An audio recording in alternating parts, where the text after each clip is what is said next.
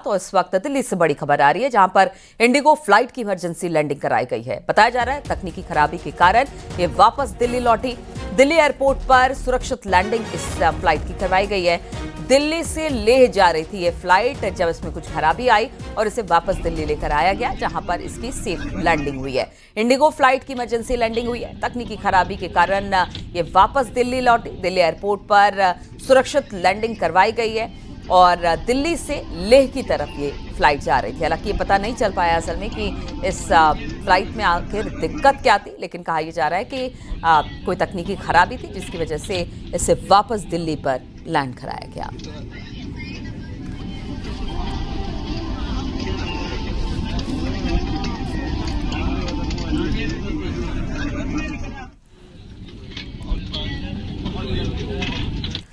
योगी सरकार ने लोमड़ी और सियार के हमले से होने वाली मौतों को राज्य आपदा घोषित कर दिया है। अब प्रभावित परिवारों को सरकार की ओर से 4 लाख रुपए का मुआवजा दिया जाएगा और इसके अलावा 11 वन्य जीवों के हमले से होने वाले मौतों पर भी मुआवजा दिया जाएगा, जिनमें बाघ, शेर, तेंदुआ, भेड़िया, लकड़बग्गा, मगरमच्छ, हाथी, गेंडा, जंगली सुअर शामिल हैं।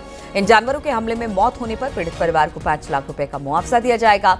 मधुमक्खी के हमले से होने वाले मौत को भी राज्य आपदा में शामिल करने का प्रस्ताव विचाराधीन है। सरकार ने 11 वन्य जीवों के हमले को जो भी लोग घायल होंगे या उनकी मौत होगी उसको राज्य आपदा घोषित कर दिया है। इसमें जो चाहे वो भेड़िए हो, लकड़बग्गे हो, मगरमच्छ हो, टाइगर हो, लेपर्ड हो, ऐसे 11 वन्य जीव शामिल हैं जिनके हमले से अगर कोई घायल होता है या उसकी मौत हो जाती है तो उसको मुआवजे के तौर पर राशि दी जाएगी। यही नहीं, अगर मौत होती है तो 4 लाख रुपए दिया जाएगा। वहीं अगर घायल होता है तो बाकायदा इलाज कराएगी सरकार। यानी कि वहीं दूसरी तरफ मधुमक्खियों के हमले को राज्य आपदा घोषित करने का जो प्रस्ताव था उस पर अभी विचार नहीं किया गया है, उसे अभी रखा गया है। लेकिन 11 वन्य जीवों के जो हमले होंगे उसे राज्य आपदा घोषित कर दिया है योगी सरकार ने। और सीएम योगी लगातार बैठकें कर कामकाज की प्रगति का जायजा ले रहे हैं और विकास कार्यों को नई धार और रफ्तार देने में जुटे हैं। इसी क्रम में आज राजधानी लखनऊ में सीएम आवास पर पीडब्ल्यूडी की बैठक होगी। सीएम योगी की अध्यक्षता में शाम को 6 बजे बैठक रखी गई है। इसमें राज्य में नई सड़कें और पुल के निर्माण को लेकर चर्चा होगी।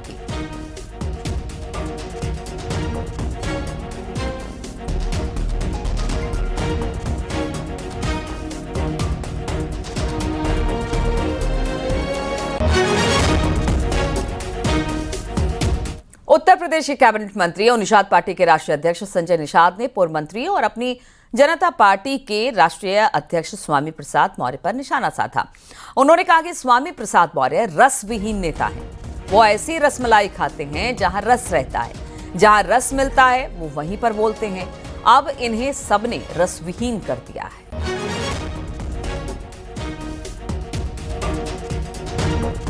देखिए, वो ऐसा रसमलाई खाते हैं जिसमें रस रहता है। कभी वो बसपा में रहे, जब तक रस था तब तक बसपा में थे, और जब जनता ने रस बसपा से खत्म कर दिया तो भाजपा में भाग के आ गए। और भाजपा में रस खत्म कर दिया इनका तो सपा में चले गए, और सपा ने रस खत्म कर दिया तो अब बाहर आ गए। ये रसविहीन नेता लोग हैं, जहाँ रस मिलता है वहाँ बोलते हैं। अभी सारे लोगों ने इनको रसविहीन कर दिया है, इसलिए इनकी बातों पर क्या कहा जा सकता है। और मेरठ में एक बार फिर पुलिस और गोकशों के बीच मुठभेड़ हो गई है। मुठभेड़ के दौरान पुलिस की गोली लगने से 25,000 का इनामी सोनू घायल हो गया, जिसे बाद में पुलिस ने गिरफ्तार कर लिया। इसके पास से चोरी की बाइक और अवैध तमंचा बरामद हुआ है। आरोप के मुताबिक कुछ दिन पहले ही थाना इंचौली में गोकशी की वारदात को अंजाम दिया गया था और इससे पहले भी उस पर कई आपराधिक मुकदमे दर्ज हैं।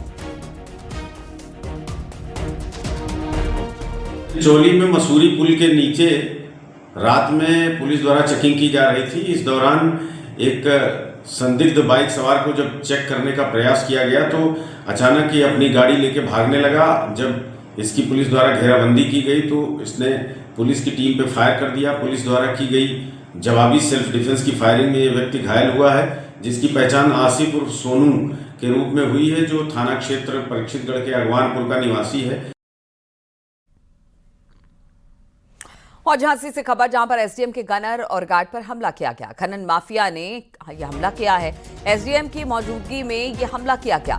हमले में गनर और गार्ड दोनों घायल हो गए हैं। ट्रैक्टर का पीछा कर रही एसडीएम की गाड़ी अवैध खनन की यहां पर एसडीएम को शिकायत मिली थी, जिसके बाद यहां पर गनर और जो उनके बॉडीगार्ड थे उस पर हमला किया गया है। ये मामला कटेरा थाने में मुकदमा पूरे मामले में दर्ज कराई गई है। तो गनर और गार्ड पर हमला किया गया है। क्या था पूरा मामला, बातचीत करने के लिए अश्वनी मिश्रा इस वक्त हमारे साथ फोन लाइन पर जुड़ गए हैं। अश्वनी, कहां पर पहुंचे थे एसडीएम छापेमारी के लिए, जिसके बाद बताया जा रहा है कि शायद किसी ट्रैक्टर का पीछा करने के दौरान ही हमला किया गया?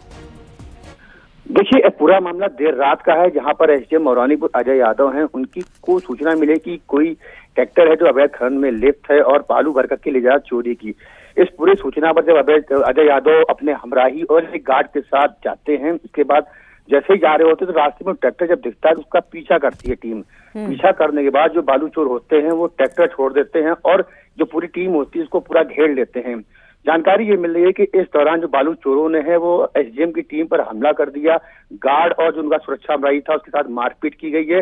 इसके बाद एसडीएम की पूरी टीम, बताया जा रहा है कि वहां से जान बचाकर भागी है। अब थाने में आकर के पूरा मुकदमा लिखा गया है, तो तकरीबन 4 जो ऐसे आरोपियों के खिलाफ मुकदमा लिख दिया गया। लेकिन जिस तरह से एसडीएम की मौजूदगी में टीम पर हमला हुआ है, बालू चोरों ने हमला कर दिया, ये कहीं ना कहीं बड़ी बात हो जाती है। सबसे बड़ी बात यह है कि आखिर एसडीएम अगर मौके पे जा रहे हैं शिकायत पे, क्यों उनके साथ पुलिस क्यों नहीं थी, ये बड़ी बात है। तो कुल मिला करके एसडीएम की मौजूदगी में ही गनर सिपाही था, उस पर हमला हुआ है और जो उनका गार्ड था उसको गांव वालों ने बेरहमी से मारा है। काफी उनके चोटें भी आई हैं, घायल भी हुए हैं। अगर टीम वहां से नहीं भागती तो बड़ा हादसा जरूर हुआ था। तो फिलहाल इस पूरे मामले में पुलिस ने कार्रवाई करते हुए 4 लोगों का मुकदमा भी दर्ज कर दिया है। अब यहाँ से पूरी पुलिस जांच कर रही है कि आखिर वो कौन दबंग थे जिन्होंने हमला कर दिया एसडीएम की टीम पर, और एसडीएम भी बाल बाल इस पूरे हमले में बचे हैं, ये बताया जा रहा है पूरा। चलिए ठीक है, बहुत बहुत शुक्रिया आपका अश्वनी जानकारी देने के लिए। और फिरोजाबाद से खबर, जहां पर श्री राज राजेश्वरी कैला देवी मंदिर के कॉरिडोर का निर्माण करवाया जाएगा। वृंदावन के बांके बिहारी मंदिर की तर्ज पर यह निर्माण होगा। नगर निगम और प्रशासन इसकी कार्य योजना बना ली है। बताया जा रहा है कि मंदिर जाने वाले मुख्य मार्ग को चौड़ा करने के साथ ही मंदिर के आसपास की दुकानों को व्यवस्थित किया जाएगा। सिया सरोवर का भी सुंदरीकरण हो सकता है। करीब 15 करोड़ की लागत से कॉरिडोर का निर्माण होगा। नवरात्र में इस मंदिर में बड़ी तादाद में श्रद्धालु आते हैं। निगम ने सर्वे के बाद गलियारे का डिजाइन तैयार कराया है।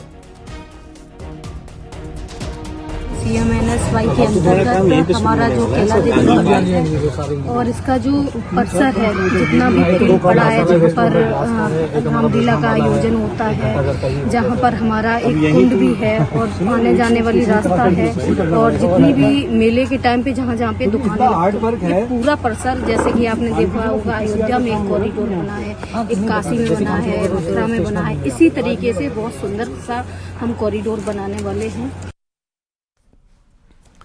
और भारत नेपाल बॉर्डर के पास गैर मान्यता प्राप्त मदरसों पर कार्रवाई लगातार जारी है।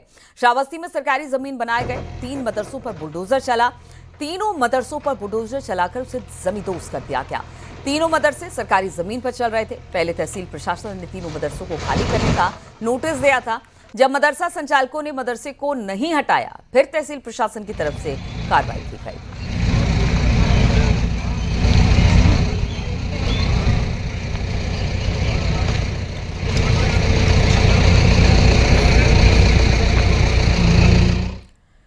हरदोई में एक पति ने अपनी पत्नी की नाक काट दी। मामला हरियावा थाना क्षेत्र का के देवरिया प्रसिद्ध नगर का है। दरअसल राम खिलावन की पत्नी पूजा का गांव के ही सुशील से प्रेम प्रसंग है। पति से नाराज होकर पूजा अपने प्रेमी के घर चले गए। राम खिलावन भी अपनी पत्नी के प्रेमी के घर पहुंच गया। कहा सुनी के दौरान राम खिलावन ने दांतों से अपनी पत्नी की नाक काट ली। घायल पूजा को लखनऊ रेफर कर दिया गया।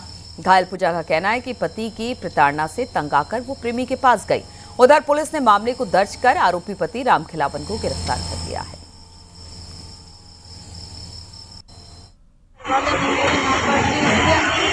मुझको मारने की धमकी थी।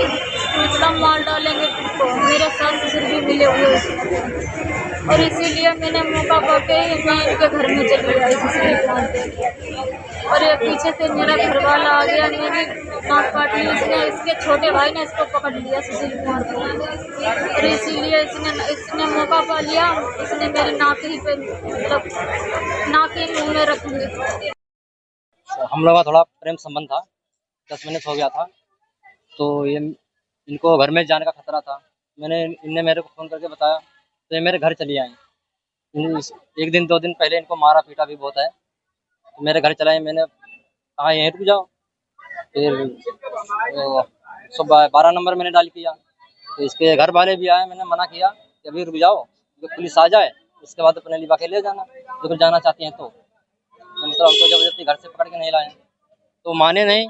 और वो 1-2 लोग हम पे बिंद गए, बचा रहे थे, फिर उसकी नाक काट के चले गए। तो ग्राम देवरिया प्रसिद्ध नगर, थाना हरियाणा से पति के द्वारा अपनी पत्नी के साथ मारपीट की घटना घटित की गई, जिसमें पत्नी की नाक पर चोट आई है। मामले में सुसंगत धाराओं में अभियोग पंजीकृत किया गया है। घायल को उपचार हेतु जिला अस्पताल भेजा गया है, जहां से उचित उपचार के लिए लखनऊ रेफर किया गया है। अभियुक्त को गिरफ्तार कर वैधानिक कार्रवाई इसमें की जाएगी।